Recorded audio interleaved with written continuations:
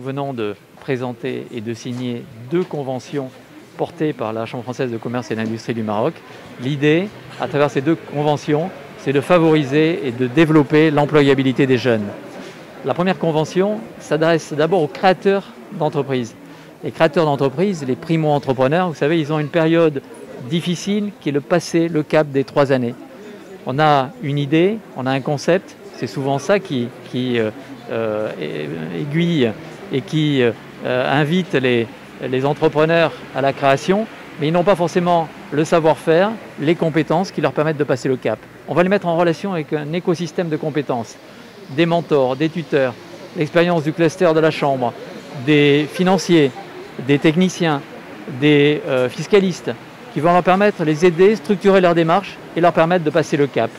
Ainsi, on va pouvoir aider 15 primo-entrepreneurs à passer ce cap et à faire de ces start-upers en fait, des entreprises à part entière, des entreprises qui seront prêtes et à employer et à créer de la valeur au bout de ces 3 années. Nous le faisons avec l'aide de l'ANAPEC, nous le faisons avec l'aide de la Caisse centrale de garantie, avec le Centre régional d'investissement de la région Casa-Stat. Et c'est une grande fierté de pouvoir réunir tout cet écosystème favorable pour nous permettre de faire gagner ces premiers entrepreneurs, créer de la valeur, leur permettre de rendre ces entreprises viables et créer de l'emploi derrière. La deuxième convention,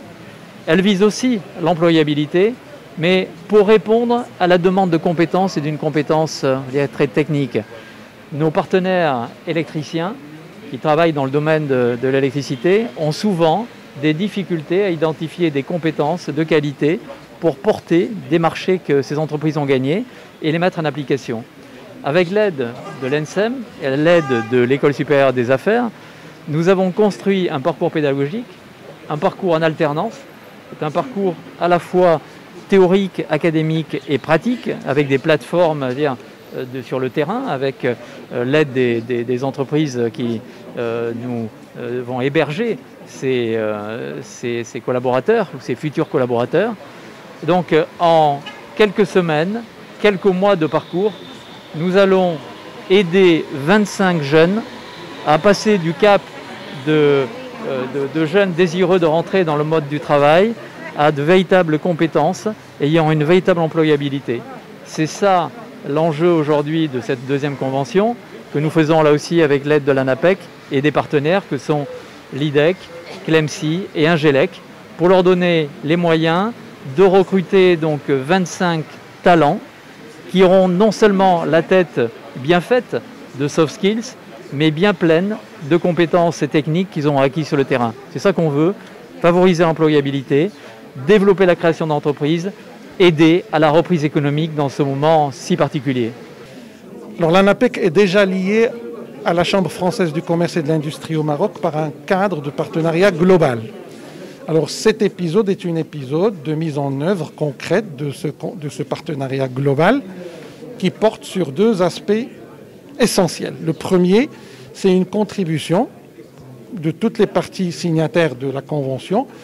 une contribution à la réussite du grand programme qui a été initié par notre illustre souverain Lainsoro, à savoir le programme Telaka, en essayant de confectionner ensemble un mode d'accompagnement post-création. Il faudrait signaler que la composante post-création, ça manquait à tous nos dispositifs d'accompagnement des jeunes promoteurs, des jeunes qui portent des idées de projet, et on n'avait pas une offre très concrète en matière d'accompagnement post-création. Aujourd'hui, les parties signataires s'engagent à élaborer un dispositif très cohérent, intégré, qui va permettre à ces jeunes de bénéficier de prestations d'accompagnement après leur création, qui se composent de certaines modalités d'intervention opérationnelle, telles que du coaching individuel, par des entreprises déjà opérantes, avec beaucoup d'expertise. Tout cela pour donner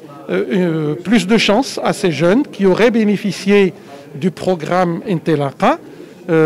pour avoir plus de garanties de pérennité de leur projet, de réussite, puisque ce projet aujourd'hui est un grand projet fédérateur au niveau de notre pays et qui est une vraie issue pour la plupart de nos jeunes, faute d'opportunités d'insertion par le salariat. En tout cas, l'objectif, c'est de donner plus de chance aux jeunes qui optent pour l'entrepreneuriat, pour leur insertion. Donc c'est ça, je ne vais pas décliner tout le détail technique de l'opération. Alors le deuxième cadre de partenariat, c'est pour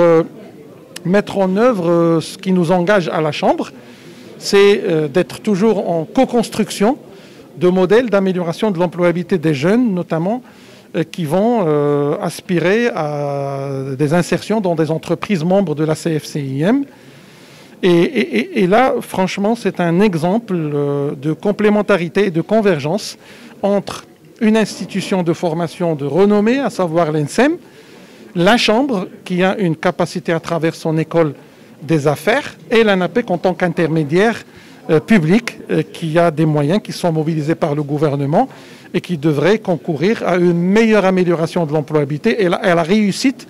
de l'insertion des jeunes au niveau de grandes entreprises marocaines qui sont membres de la Chambre et qui sont dans leur mission d'entreprise citoyenne engagée pour lever tous les défis liés à l'insertion des jeunes conformément aux orientations de notre illustre souverain, l'ANSRO. Donc on est aujourd'hui ravis de faire partie de cette initiative de la Chambre de commerce française qui parle de l'accompagnement, bien sûr, une des missions principales du CRI dans le cadre de la réforme des CRI par la loi 47-18.